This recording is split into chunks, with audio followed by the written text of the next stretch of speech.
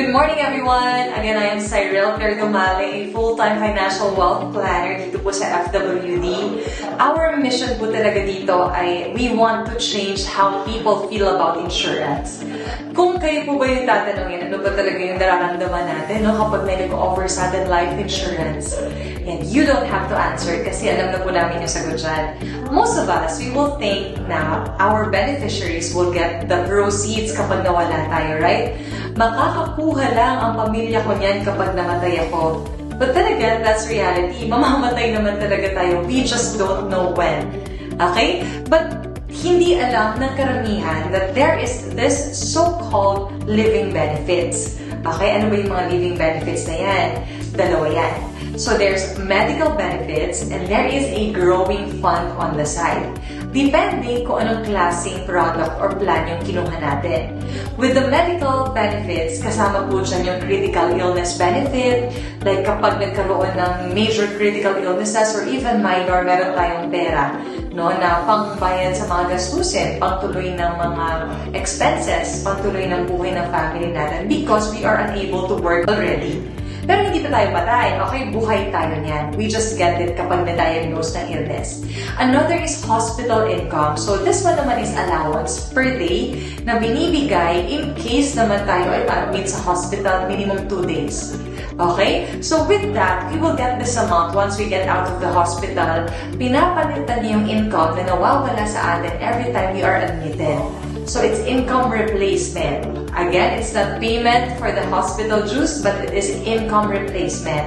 Kung how many days kang admitted sa hospital, then we will pay for the daily na income mo na wala on those days na hindi ka naka-duty because of the hospitalization. Okay? So those are just some of the medical benefits that you will get that we are still alive pa if you have your own plan. The other benefit naman that I would like to share with you is the growing funds. So paano ba to? Mabilis ba tong kumita? After how many months ba makita ko na agad yung returns? Of course not. No, kasi when it comes to investing, you should look at it long-term talaga.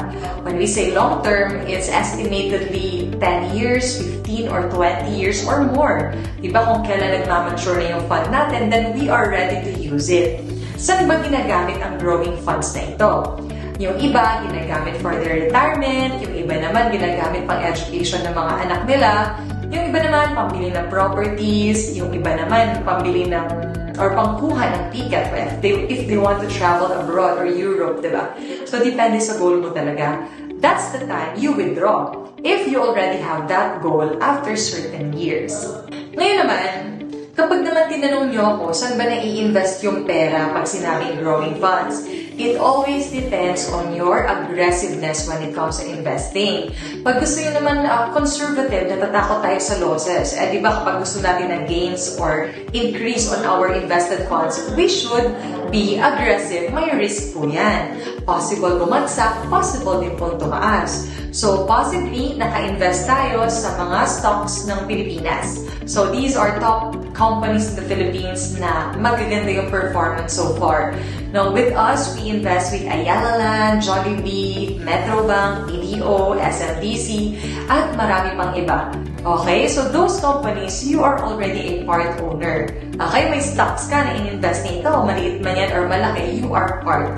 And take note, with the growing funds, you don't have to monitor it every single day. Hindi nyo kailangan ito tututukan araw-araw. You just have to trust your fund manager. At sila po yung magmamanage ng funds ninyo. Not advisors, okay? Fund managers po yung magmamanage ng funds natin.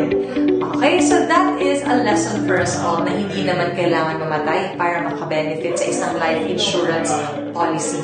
Meron talagang tinatawag na living benefit.